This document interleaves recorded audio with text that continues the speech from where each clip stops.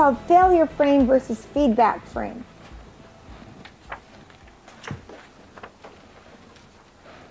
So again, failure is when we go in and we experience something as a given.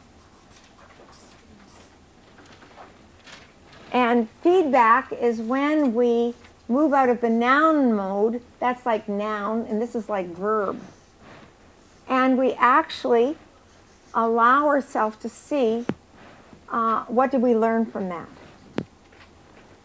So failure starts with the notion that there's a problem. And children learn this, we learn this, everybody, in every culture I've been in, with a few minor exceptions. Children learn this before the age of 4. So a glass gets broken, or something happens, and the first question is, what's wrong? Oh no, I broke the glass. What's wrong? Usually with me. Or what's wrong with you? You're the one who did it.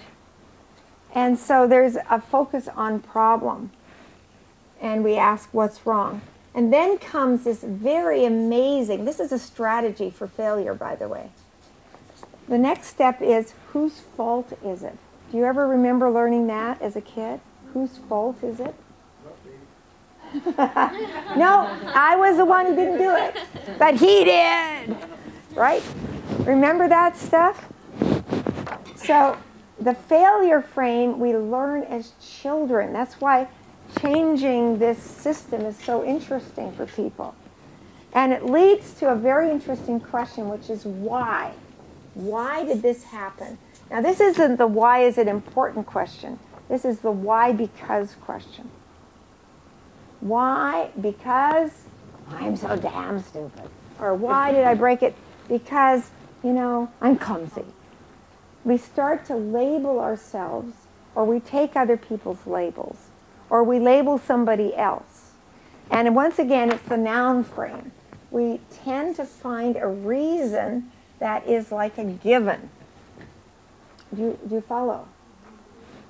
And what does it lead to? It leads to an experience of limitation. That means I'm limited in a certain way. And we stop ourselves from moving forward. This is like that turn you around part of the conversation we were in the other day. You're going towards something, and then either you or somebody else labels you as something, and you turn it around. Here the label is failure.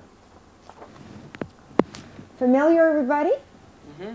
Well, let's look at the coaching model. It's called the feedback frame. So we're starting with the outcome frame. What do you want? Now, when we go to feedback, once again, we're just repeating what we talked about yesterday. We're asking the question, well, what can we learn from that experience? So when you're talking to somebody, it's so important that you let them decide what they learned from that experience before you impose anything on them. So the question really is, how can you learn, what can you learn from having risk to do that experience? And then, no matter what occurred, a really good question is, how did it happen? How did you happen to get that result? So that you can actually take it apart and discover, what is there to learn here? So instead of going inside, and the word why takes us inside because we find reasons, often evaluatory ones.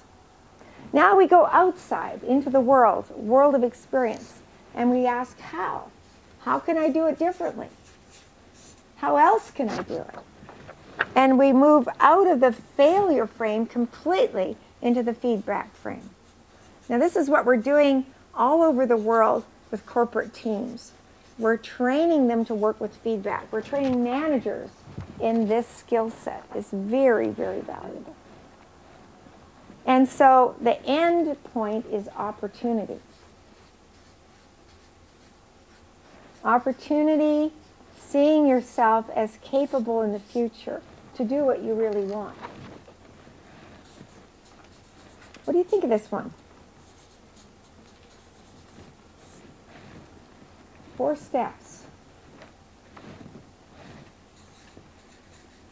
And this is one, if you learn, and I suggest you actually learn the 4 steps, you can share with clients who go into that big crash where they say, oh no, not this again.